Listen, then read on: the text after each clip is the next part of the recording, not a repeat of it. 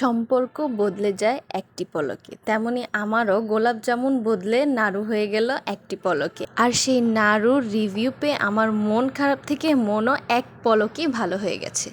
আসসালামু আলাইকুম সবাইকে, কেমন আছেন সবাই? আশা করছি সবাই অনেক ভালো আছেন। আমি ইকরা ফ্রম লাইফ অফ ইকরা। বেশ কিছুদিন ধরে ফেসবুকে আমার সামনে পাউরুটি দিয়ে গোলাপ জামুনের রেসিপিটা বারবার আসছিল, তো আমি ভাবলাম যে কেননা ট্রাই করে দেখা যাক। যেহেতু সব উপকরণ হাতের নাগালেই ছিল, তাই আমিও বসে পড়লাম মিষ্টি বানানোর জন্য।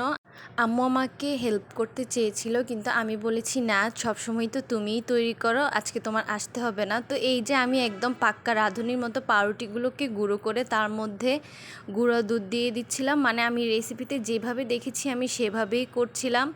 ভালোভাবে মিক্স করে এগুলোকে একটা ডো করব।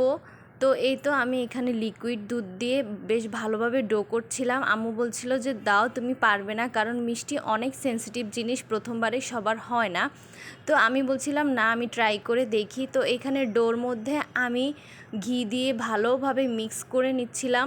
এই পর্যন্ত সব কিছু একদম ভালোভাবেই চলছিল। আমি হাতের মধ্যে একটু ঘি নিয়ে এবার মিষ্টির শেপ তৈরি করব। তো এই তো আমি খুব সুন্দরভাবে মিষ্টির শেপগুলো দিচ্ছিলাম। তারপরে দেখলাম যে আমার সবগুলো মিষ্টি সমান হচ্ছে না, তাই আমি আম্মুকে ডেকে নিয়ে আসলাম। আর আম্মু এই তো এখানে সবগুলো মিষ্টি খুব সুন্দরভাবে শেপ করে দিচ্ছিল।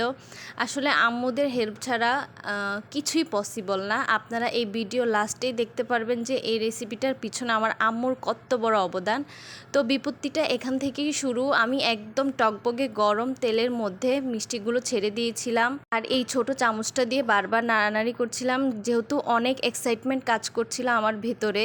তো আমি তো প্রচুর এক্সাইটমেন্টে পাশের চুলাতে শিরাও দিয়ে দিয়েছিলাম। কিন্তু দেখেন, আপনারা হয়তো দেখতেই পাচ্ছেন মিষ্টিগুলো একদম ভেঙে ভেঙে যাচ্ছিল। আমার মন এত খারাপ হয়েছিল যে আমি আর কোনো ভিডিও ক্লিপই নেই। তারপরে আমার মন খারাপ দেখে আম্মু রান্নাঘরে এসে এগুলোকে একদম ভাজতে ভাজতে লাল লাল করে ফেলে। তার সাথে যে অনেকগুলো তেল দিয়েছিলাম সেগুলোকে আলাদা করে সাথে নারিকেল, চিনি, লবণ আর মশলা দিয়ে দেয়।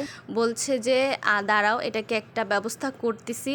তো আম্মু না থাকলে আসলে এটা পসিবল হতো না। আমি যেহেতু একদমই খাবার দাবার নষ্ট করা পছন্দ করি না, কারণ খাবার দাবার অপচয় করা জিনিসটা আমার একদমই পছন্দ না।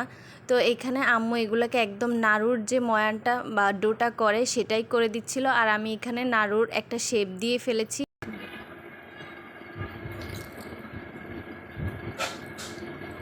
বলো কেমন?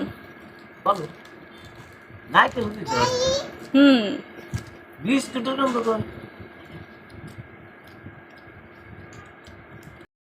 আলহামদুলিল্লাহ, আপনারা সবাই রিভিউ শুনেছেন। আব্বু কিন্তু সচরাচর কোনো খাবার মজা হলে বলে না, কিন্তু এটা খেয়ে মজা বলেছে। আর আমাদের ঘরের সবচেয়ে ছোট সদস্য ইবাদার কাছে এটা ভালো লেগেছে।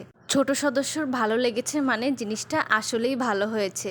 এই কারণে আমি চিন্তা করি, আম্মু না থাকলে আমার কি হবে। আম্মু, তোমাকে অনেক অনেক থ্যাঙ্কস। তুমি না থাকলে হয়তো আমি এগুলোকে কি করতাম নিজেও জানি না। আজকে এই পর্যন্তই। সবাই আমার জন্য দোয়া করবেন, আমার পরিবারের জন্য দোয়া করবেন। Thanks for watching. আল্লাহ হাফেজ।